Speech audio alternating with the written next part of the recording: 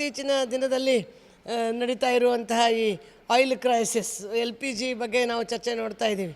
ಆದರೆ 2009ರಲ್ಲೇ ಅದಮ್ಯ ಚೇತನ ಯೋಚನೆ ಮಾಡ್ತು. ನಾವು ಶಾಲಾ ಮಕ್ಕಳಿಗೆ ಊಟ ಕೊಡುವಂಥವರು ನಾವು ಕೆಲವೊಂದು ಉಪಕ್ರಮಗಳನ್ನು ತರಬೇಕು, ಮಾದರಿ ಉಪಕ್ರಮಗಳನ್ನು ತರಬೇಕು. ಒಂದು ಕಡೆ ರುಚಿ ಶುಚಿ ಊಟ ಕೊಡಬೇಕು, ಇನ್ನೊಂದು ಕಡೆ ಅದಕ್ಕೆ ಬಳಸುವಂಥ ಇಂಧನ ಇರ್ಬೋದು, ನೀರಿನ ಬಳಕೆ ಇರ್ಬೋದು, ಈ ಥರದ ಸಂಗತಿಗಳ ಬಗ್ಗೆ ಗಮನಿಸಬೇಕು ಅಂಥೇಳಿ ನಾವು ಅಕ್ಕಿ ತೊಳೆದಿರೋ ನೀರನ್ನು ಗಿಡಕ್ಕೆ ಹಾಕುವಂಥದ್ದು ಇರ್ಬೋದು, ಮತ್ತು ಯಾವುದೇ ಕಸ ಮಾಡದೆ ಆ ಕಸದಿಂದ ಗೊಬ್ಬರ ಮಾಡುವಂಥದ್ದು ಇರ್ಬೋದು. ಈ ಥರದ ಉಪಕ್ರಮಗಳನ್ನು ಮಾಡ್ತಾ ಒಂದು ದಿಟ್ಟ ಹೆಜ್ಜೆಯನ್ನು ನಾವು ಇಟ್ಟಿದ್ದು ಪೆಟ್ರೋಲಿಯಂ ಇಂಧನ, ಅಂದರೆ ಪಳೆಯುಳಿಕೆ ಇಂಧನ ಇಲ್ಲದೆ ಅಡುಗೆ ಮಾಡಬಹುದು ಮತ್ತು ಕಸವನ್ನೇ ಇಂಧನವನ್ನಾಗಿ ಬಳಸ್ಬೋದು ಅನ್ನೋದನ್ನು ನಾವು ಸಮಾಜಕ್ಕೆ ತೋರಿಸ್ಕೊಡ್ಬೇಕು. ಅದರ ಮುಖಾಂತರ ಕಸ ಕಡಿಮೆ ಮಾಡಿ ಒಂದು ಕಡೆ ಅಂತ ಹೇಳೋದ್ರ ಜೊತೆಗೆ ಪೆಟ್ರೋಲಿಯಂ ಇಂಧನವನ್ನು ಬಳಕೆಯನ್ನು ಕಡಿಮೆ ಮಾಡಿ ಅಂತ ಹೇಳುವಂಥ ಒಂದು ಪರಿಕ್ರಮ ಇದು. ನಾವು 2009ರಿಂದ ಪ್ರಾರಂಭ ಮಾಡಿದ್ವಿ. ಅವತ್ತಿನಿಂದ ಇವತ್ತಿನವರೆಗೆ ಒಂದು LPG ಸಿಲಿಂಡ್ರು ಬಳಸದೆ ದಿನಕ್ಕೆ ಸಾಧಾರಣ ನಮ್ಮ ಎಲ್ಲ ಅಡುಗೆ ಮನೆಯಿಂದ ಸೇರಿದರೆ 120 ಸಿಲಿಂಡ್ರನ್ನ ಉಳಿಸ್ತಾ ಇದ್ದೀವಿ.